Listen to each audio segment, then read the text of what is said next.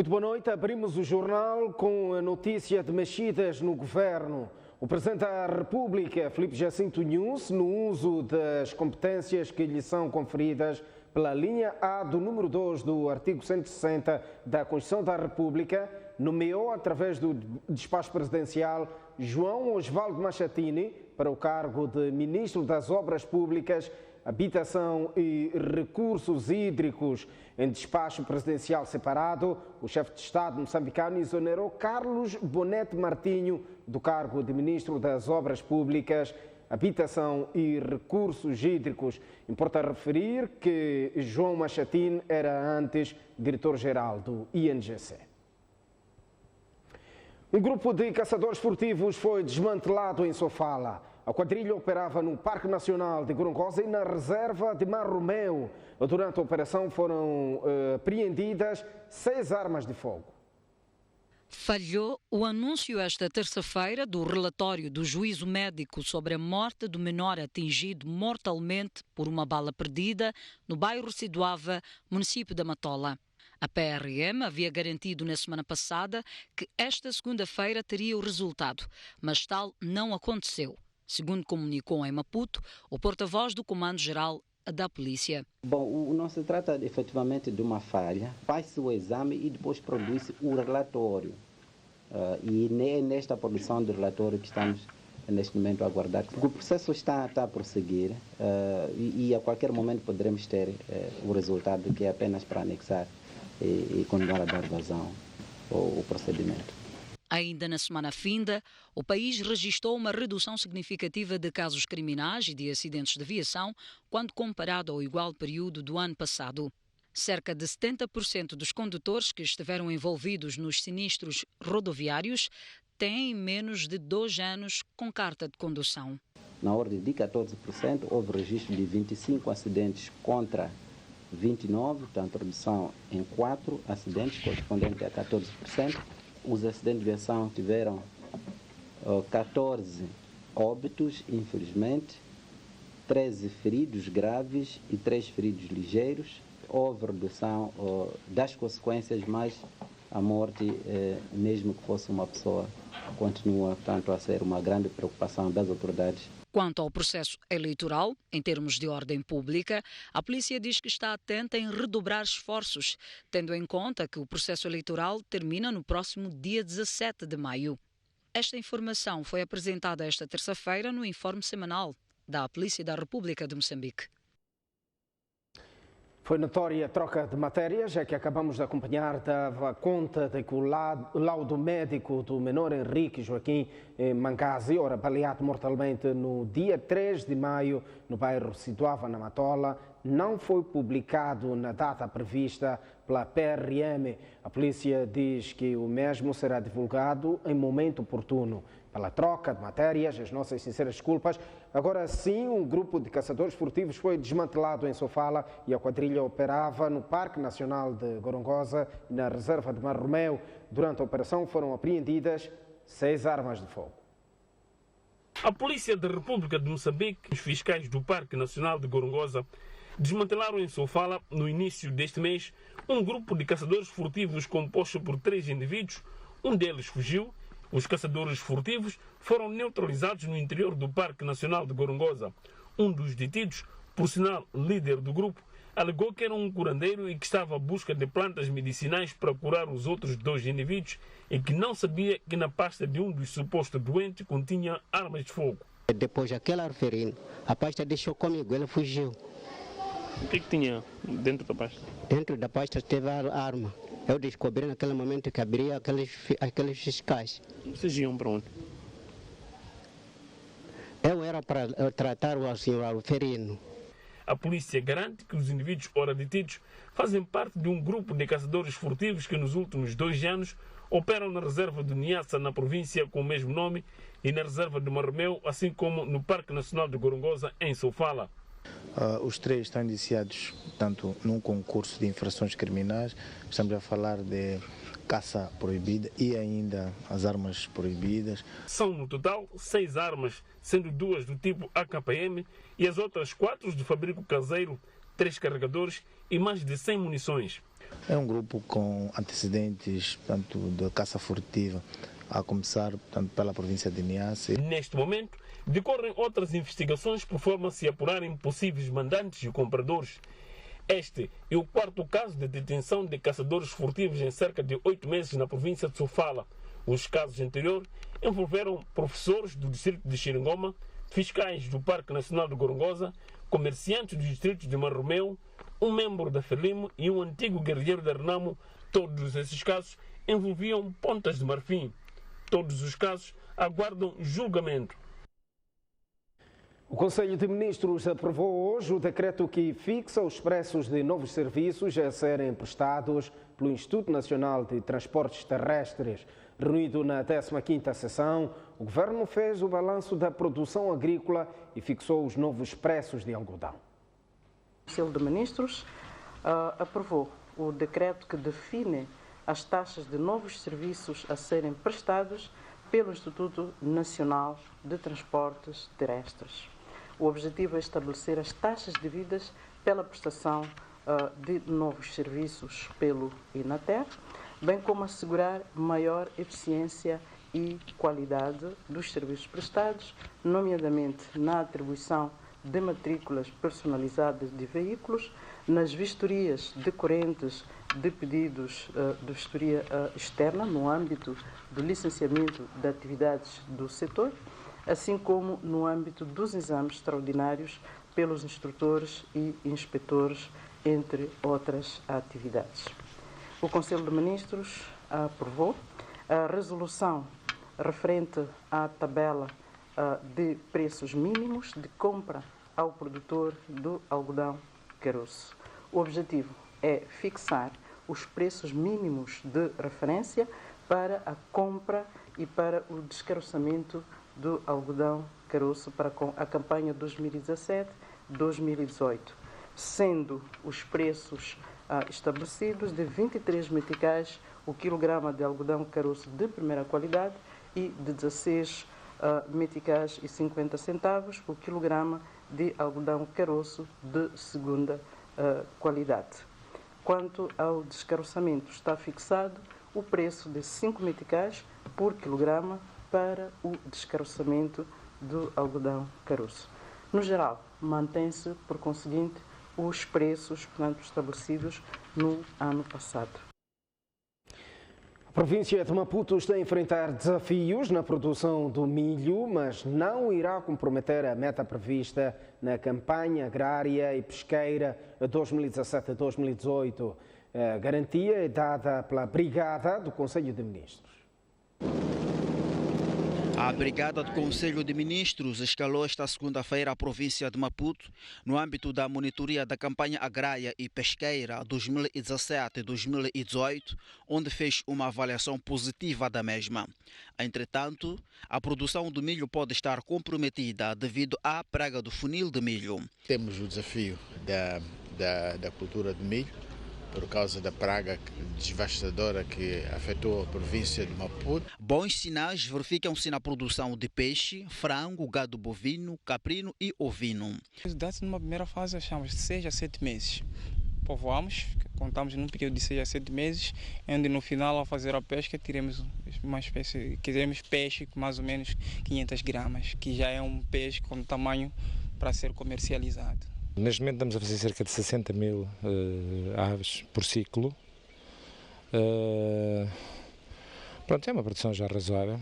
Entretanto, os frequentes roubos de gado bovino ameaçam a atividade. Roubaram 1.500 cabeças lá no Mau, 1.000 e tal. Matsacanha 500 e tal. Se o governo fizesse alguma coisa contra os roubos, era o melhor apoio que podíamos ter na vida. Nhelete Mondlane, que chefiou o grupo que escalou Matutini e Boane, diz que uma organização chamada XIA pretende formar e capacitar estudantes moçambicanos no campo de veterinária. Vão levar jovens moçambicanos para a África do Sul para poder melhorar o empreendimento. E foi bom de ver e constatar de que eles estão absolutamente comprometidos com o nível de produção para a província. A Brigada do Conselho de Ministros diz que o governo irá desenvolver esforços no sentido de estimular as atividades e proteger os produtores agrícolas da província de Maputo. Enquanto isso, em Manica, a desnutrição crônica que afeta maioritariamente as mulheres grávidas e crianças resulta de hábitos culturais e falta de acesso à educação nutricional. A conclusão é de um estudo levado a cabo pelo Grupo de Educação Social de Manica, GESOM. Manica continua a ser uma das províncias com altos índices de desnutrição crônica, com dados do setor da saúde a apontarem para 42% de pessoas afetadas. O Grupo de Educação Social de Manica, detentora da Rádio GESOM, levou a cabo um estudo e concluiu que nas comunidades, fatores culturais e falta de educação nutricional podem estar na origem do problema. A título de exemplo, avança a pesquisa que, em algumas regiões, tradições locais proíbem mulheres grávidas de consumirem ovo, um alimento bastante nutritivo, sob pretexto de que podem nascer bebês calvos. Certamente que são mitos da nossa comunidade. No entanto, a rádio como rádio vai ter que fazer uma advocacia e através desses membros comunitários para que os mesmos possam fazer chegar estas informações aos demais no sentido da mudança de comportamento, sobretudo. As autoridades garantem que já estão a trabalhar nas comunidades para reverter este quadro sombrio tocante à desnutrição numa província que produz muita comida.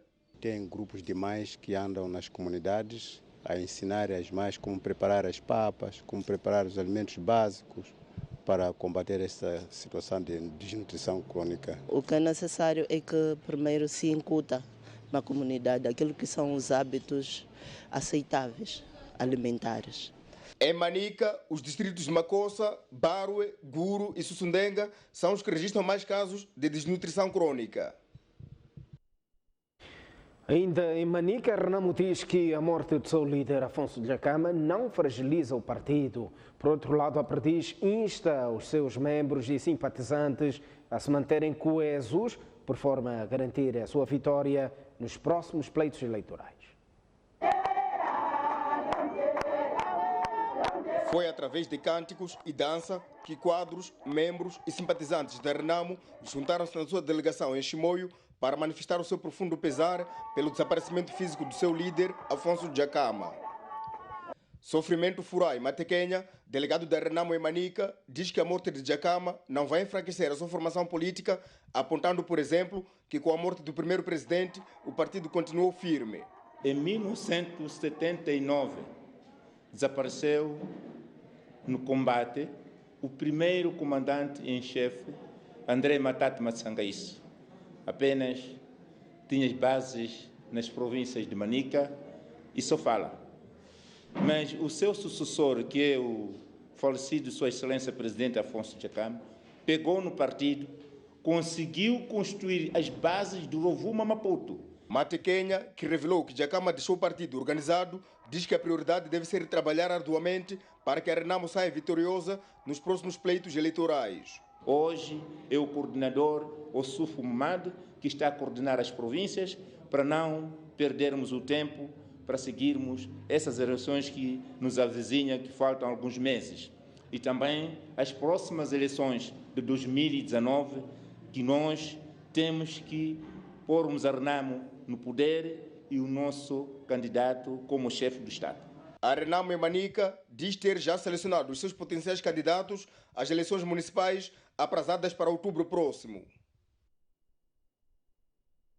Renamo e o MTM querem saber do governo que medidas estão a ser tomadas para combater o desvio de medicamentos no Ministério da Saúde e se as horas extras dos professores estão a ser pagas. Estas são algumas das questões que as bancadas da oposição esperam ver respondidas amanhã no Parlamento, na sessão de perguntas ao governo.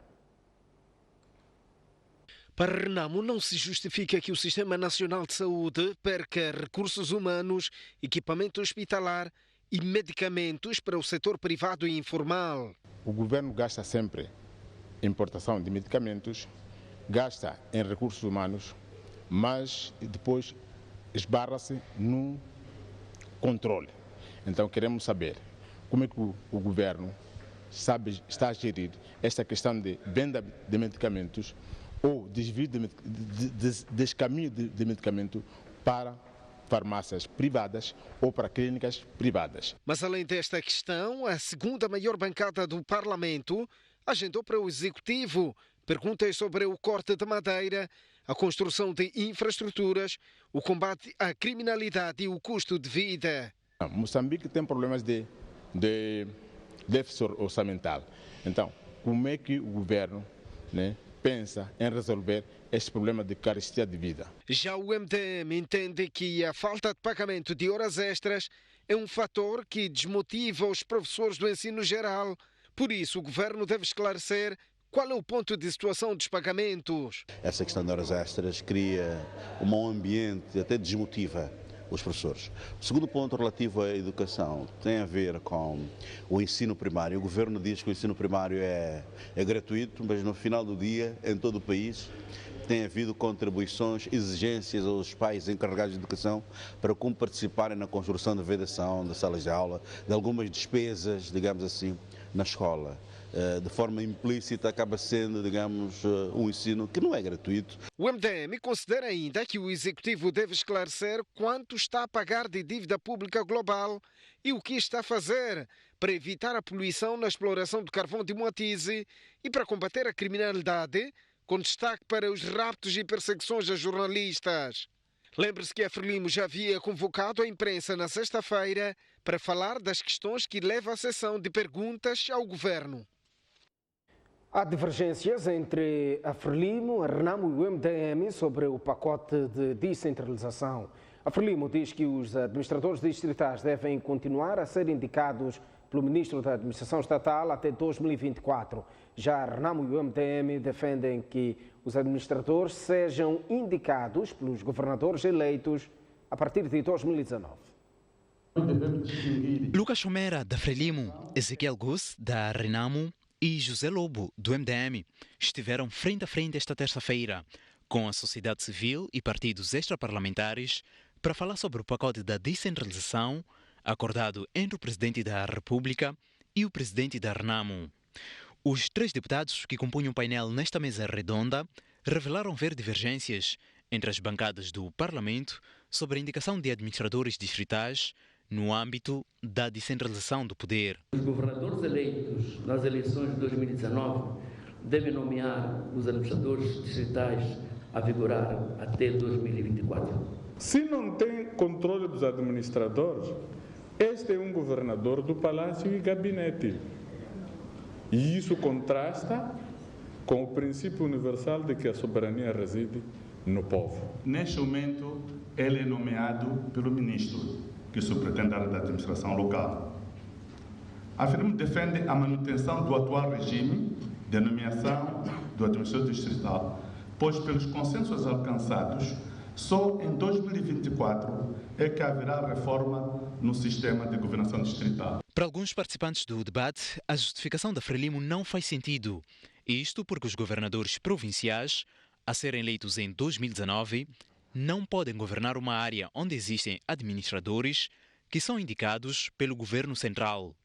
Aliás, há quem entende que estas divergências surgem pelo fato de se querer implementar mudanças complexas de forma imediata. Estamos a fazer tudo em cima dos joelhos, estamos a correr muito rápido. Quando se fala de ganhar, parece mesmo que por trás existe uma agenda obscura, que é de facto aproveitar-se de outras situações por estar no poder. Como é que eu, na minha área de jurisdição, e tenho alguém que não vai prestar contas a mim e vai prestar contas à figura do ministro? Ficamos pendurados nesta questão do administrador do distrito porque estamos a reproduzir o modelo antigo de que o administrador é subordinado do governador. Mas o futuro administrador não é subordinado, é eleito. É uma pessoa independente. Neste momento, o pacote da descentralização está a ser analisado no Parlamento pela Comissão dos Assuntos Constitucionais, Direitos Humanos e de Legalidade e pela Comissão da Administração Pública e Poder Local. O debate desta terça-feira sobre a descentralização do poder foi organizado pelo Instituto para a Democracia Multipartidária. A cidade e província de Maputo terão água potável até março de 2019, caso não chova mais este ano. É garantia da equipa técnica da barragem dos Pequenos Lipombos. A escassez de água potável pode-se considerar uma situação controlada, se não ultrapassada, na cidade e província de Maputo, pelo menos até ao mês de março do próximo ano. A garantia é dada pela equipa técnica da barragem dos Pequenos Libombos, tendo em conta a subida do nível de água nesta infraestrutura. Se não chove, até março do próximo ano temos água sem stress para o consumo humano. Se não aumentarmos outro utilizador, podemos manter os 80%, mas se quisermos aumentar outro utilizador, porque de certa forma existe a atividade agrícola, que é uma utilização também que não se pode deixar, entre aspas. Segundo a equipa técnica, a capacidade de resposta da Águas da região de Maputo subiu de 60% para 80%, o que significa que o fornecimento de água potável é de 8 horas por dia. Os colegas da Água da região de Maputo conseguem pelo menos garantir 8 horas de tempo quase em todos os bairros. Okay. Claro que há bairros que ainda continuam, tem mais, mas aliviamos sim, porque vínhamos com 60 até o mês passado, depois agora estamos a descarregar um caudal que dá para eles tratarem na ordem dos 80%. Entretanto, apela-se ao uso racional de água e que as restrições irão continuar. A equipa técnica falava à margem da visita da Brigada do Conselho de Ministros à província de Maputo. O Secretariado Técnico da Administração Eleitoral na cidade de Pemba intensificou a mobilização da população com vista a inscrever-se, com vista a inscrever pelo menos metade dos eleitores que faltam para atingir as metas. Ora bem, esta é uma notícia para acompanhar a qualquer momento, por hora, uma notícia também ligada ao processo de recenseamento. A fraca afluência aos postos de recenseamento eleitoral poderá comprometer o alcance das metas previstas.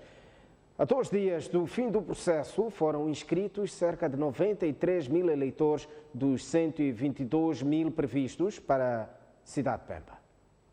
É impossível mesmo porque... Kassam Kamal, diretor provincial do Secretariado Técnico de Administração Eleitoral em Cabo Delgado, tem quase a certeza que a cidade de Pemba não vai atingir as metas previstas para o recenseamento eleitoral e avança as prováveis causas. Aquele número de 122 mil não é real. Julgamos nós, porque esta é a primeira abordagem que nós estamos a tentar perceber o que é que se passa com Pemba, não é? E vimos que, de facto, algumas pessoas abandonaram a cidade por causa dos projetos fechados, não é? Vimos também que a diferença, o diferencial entre a última eleição para esta, portanto, é muito grande, de quase 40 e tal mil eleitores, é muito grande. Estatísticas indicam que na cidade de Pemba são inscritos cerca de 1000 eleitores por dia. No entanto, segundo apurou a STV, nos últimos tempos os postos de recenseamento eleitoral andam vazios. Nos primeiros dias rendia 140 e 50 conselheiros por dia, mas agora é 30, 41. Nós temos ficado 2, 3 horas sem receber ninguém. Eu tentava pedir, mas como sempre os trabalhos sempre tinham prazos, eu tinha que cumprir. De acordo com os últimos dados divulgados pelo STAI, os outros 4 municípios de Cabo Delgado, nomeadamente Moeda, Mocimba da Praia, Chiure e Montepuez, ultrapassaram as metas previstas antes do fim do recenseamento eleitoral, marcado para dia 17 de maio corrente. Vamos espreitar uma curta pausa. Voltamos dentro de instantes com o melhor da informação. Até já.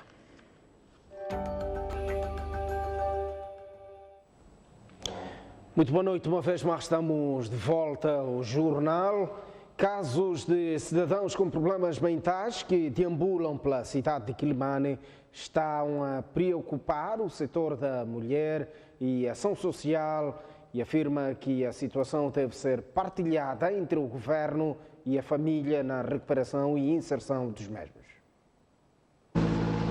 Ao nível da cidade de Quilimane e arredores, é possível notar cidadãos com problemas mentais a deambularem pelas ruas e avenidas. São diversas causas. Uma das causas que podemos identificar tem sido o consumo de estupefacientes. Este tem sido um grande problema e nós, por isso, também trabalhamos para desencorajar esta prática. Trabalhamos com o Gabinete Provincial de Combate à Droga, nesse sentido, que é para podermos ver se ficamos livres deste mal, porque este é um dos problemas, apesar de que há outros problemas também que não têm nada a ver com o consumo de estupefacientes. A diretora provincial do Gênero e Ação Social explicou que, embora o governo tenha responsabilidades em encaminhar doentes mentais aos hospitais, a família deve fazer a sua parte como forma de apoiar seus parentes com estes problemas. Há uma necessidade grande de haver um trabalho conjunto, uma partilha efetiva, direção, saúde e família. Se nós conseguirmos ter este eco, eu acredito que em alguns casos poderemos ter sucessos. Ao nível da província da Zambésia não existe hospital psiquiátrico, sendo que casos da doença são encaminhados ao hospital da província de Nampula. Os sindicatos e empregadores divergem quanto à necessidade da revisão da atual lei de trabalho. Entretanto, estes defendem uma regulamentação equilibrada para evitar conflitos laborais.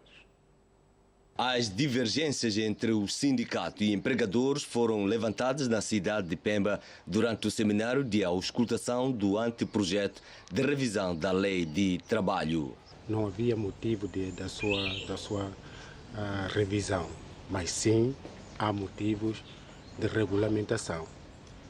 Daí que nós dizemos o seguinte, que sim, vamos à revisão, mas que tenha mantido os direitos adquiridos na antiga lei. Não é só olhar para aquilo que são os direitos que um trabalhador tem, mas é importante também poder perceber qual é a essência da existência de uma empresa no mercado ou aqui em Moçambique e qual é a importância que aquilo vai nos trazer para nós, porque nós precisamos de desenvolver o nosso país. Não sei a quem interessou que até hoje não houvesse regulamento. Penso que muitos conflitos e se calhar muitos aspectos desta lei não teriam sido mexidos se tivéssemos um regulamento. A diretora nacional do trabalho reconhece as preocupações apresentadas. No entanto, diz que a revisão da lei é um processo irreversível.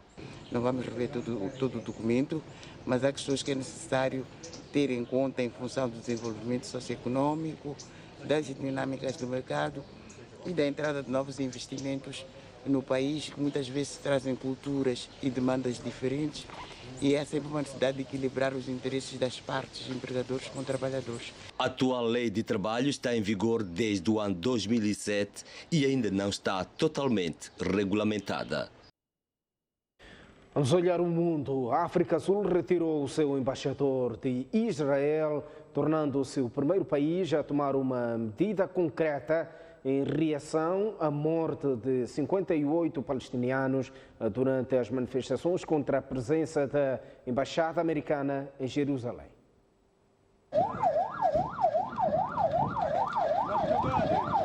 Foi uma segunda-feira sangrenta para os palestinianos e uma segunda-feira gloriosa para os israelitas.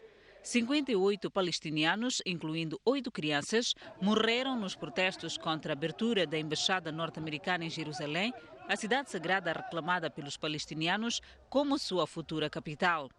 Cerca de 2.000 pessoas ficaram feridas. O governo sul-africano condenou o uso da violência pelas forças israelitas na faixa de Gaza, tendo mandado retirar o embaixador Cesar Ngombani do Israel. O governo de Cyril Ramaphosa entende que a contínua presença das forças militares israelitas ao longo da fronteira com Gaza tem dificultado uma relação pacífica a ser alcançada pelos dois países. O partido de Julius Malema, combatentes da liberdade econômica, saúda a decisão do governo e pede encerramento da Embaixada de Israel na África do Sul. Desde 1967, que Israel ocupou Jerusalém Oriental e em 1980 declarou que toda a cidade de Jerusalém era sua capital, mesmo sem reconhecimento das Nações Unidas. Finalmente, a Catalunha tem um novo presidente em substituição a Carles Puigdemont. Entretanto, a crise política está longe de acabar naquela região espanhola, pois o novo presidente promete continuar a luta pela independência da Catalunha. Depois de a Catalunha ter passado mais de 5 meses sem um presidente, o partido catalão votou na segunda-feira o novo chefe da Generalitat, que se chama Quim Torra, o independentista que promete transformar Catalunha em uma nova nação. Quim Torra manifestou lealdade ao antigo governante exilado, Carles Puigdemont, procurado pelo governo espanhol por ter conduzido um referendo independentista ilegal. Puigdemont foi preso em março na Alemanha quando regressava da Dinamarca. Pouco depois, foi posto em liberdade e aguarda a decisão do tribunal alemão em relação ao pedido de extradição feito pela Justiça de Espanha. Mariano Rajoy, presidente do governo da Espanha, não gosta nada dos pronunciamentos independentistas de Quim Torra, mas diz que vai o julgar pelas suas ações e não pelas suas palavras. Reiterar-me, porque de cap maneira era... Mais um intervalo à vista, mas antes o estado tem para as principais cidades moçambicanas. Amanhã a cidade de Maputo irá registrar uma máxima de 28 graus e uma mínima de 17, 24 de máxima para Xaixai, 16 de mínima. Inhambane terá uma máxima de 25 graus e uma mínima de 20.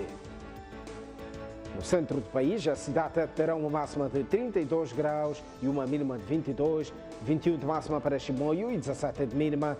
Beira terá uma máxima de 26 graus e uma mínima de 18, enquanto que Quilimane terá uma máxima de 28 graus e uma mínima de 21. Já no norte do país, a cidade de Lixinga terá uma máxima de 26 graus e uma mínima de 14, 31 de máxima para Pemba e 23 de mínima. Nampula terá uma máxima de 28 graus e uma mínima de 20. Até já. Esta previsão do tempo é-lhe oferecida pela Índico Seguros. Muito boa noite, uma vez mais é hora do desporto. A União Desportiva do Songo defronta amanhã às 15 horas o RAS Bercabe do Marrocos em partida da segunda jornada da fase de grupos da Taça CAF. Os campeões nacionais mostram-se confiantes na vitória. A confiança na conquista dos 3 pontos foi partilhada pelo treinador da União Desportiva de Songo numa conferência de imprensa na tarde desta terça-feira.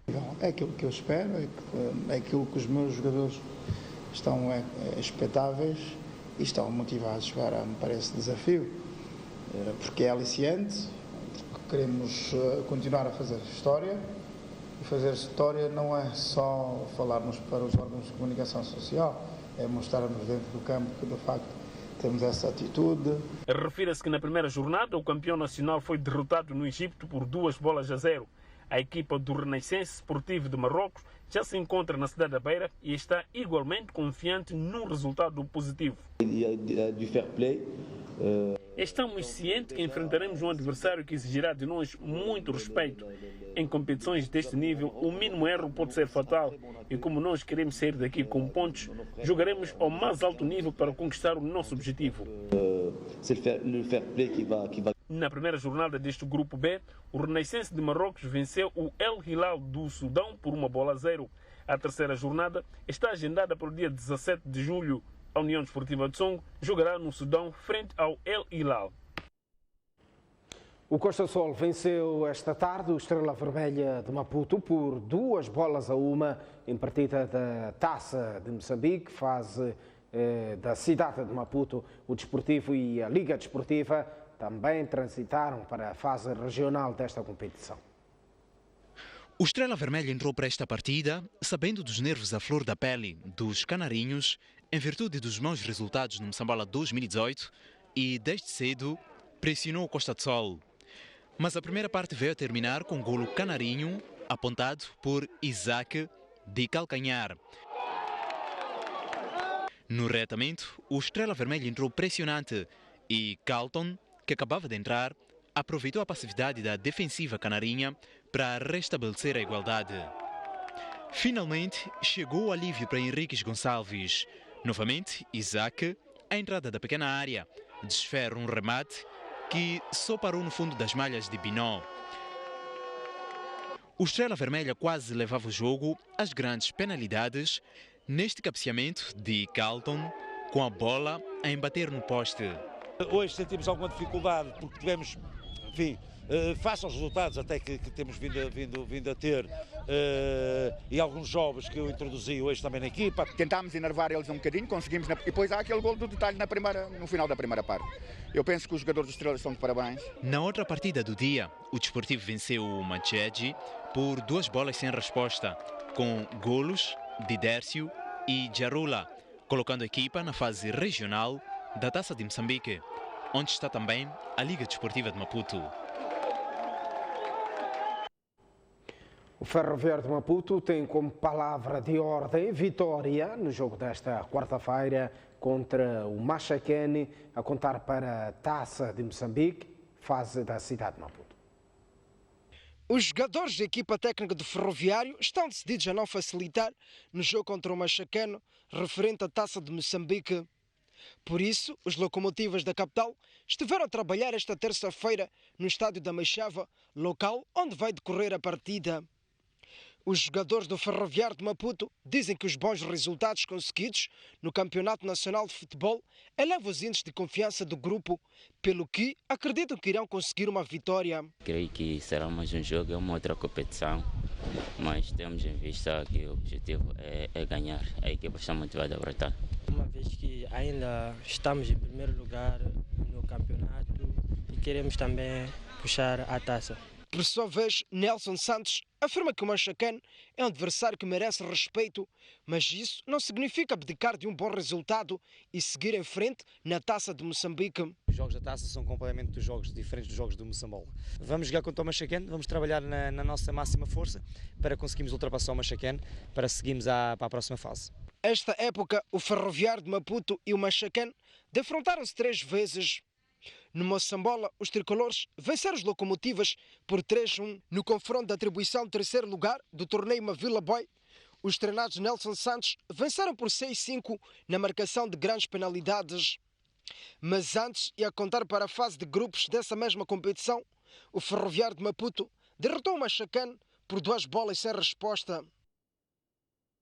Já o Machacane reconhece a grandeza do Ferroviário de Maputo e diz que tudo fará para contrariar o objetivo do seu adversário e vencer a partida.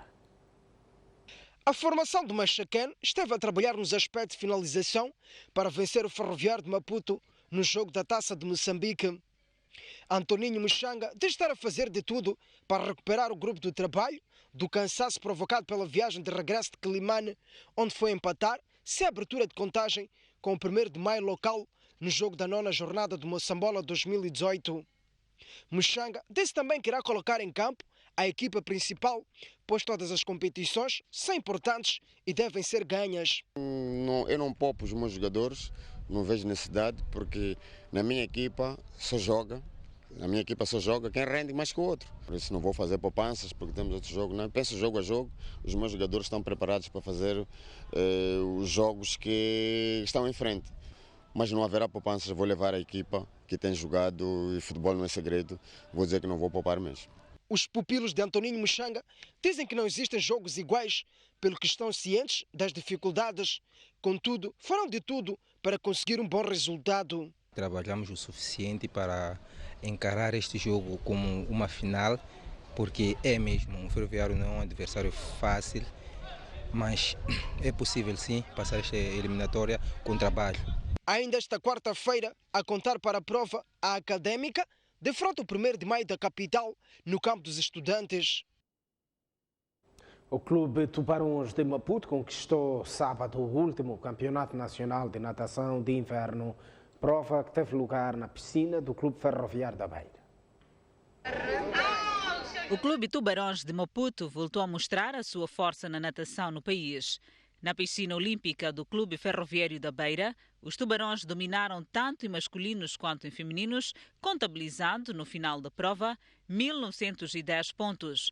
Com um total de 939 pontos, o Ferroviário da Beira ocupou a 2ª posição, seguido dos golfinhos, que ficaram em 3º com 603 pontos. O propósito era esse mesmo, vir ser campeão. os dirigentes prepararam toda a logística. Levamos não todos os atletas, mas sim uma maior parte dos atletas, 30 os atletas viemos para cá com o objetivo mesmo de ser campeão. É fruto de muito trabalho, não foi fácil, os adversários vieram muito forte, mas encaramos, preparamos, demos isso que é o segundo lugar, não foi fácil. Ano passado conseguimos terceiro, esse ano conseguimos segundo, para o ano iremos fazer o máximo para poder alcançar o primeiro lugar e deixar título aqui em casa mesmo. Na hora do balanço, a Federação Moçambicana de Natação destacou o elevado nível competitivo na prova. Encorajar os clubes a continuarem a trabalhar, vamos encorajar os nossos atletas a continuarem a se esforçar e nós, como dirigentes, vamos procurar fazer a nossa parte, vamos procurar nos esforçar para organizar cada vez mais competições e para rodar os nossos atletas por todas as províncias onde se pratica a natação. Vamos lutar nesse sentido. Esta prova movimentou os Tubarões, Ferroviário da Beira, Golfinhos, Clube Naval e Náutico e Pinguins. Tudo visto no jornal, a informação continua às 9 da noite na STV Notícias, noite informativa. Lá mais adiante, não perca na grelha da STV e STV Notícias o Linha Aberta. Boa noite.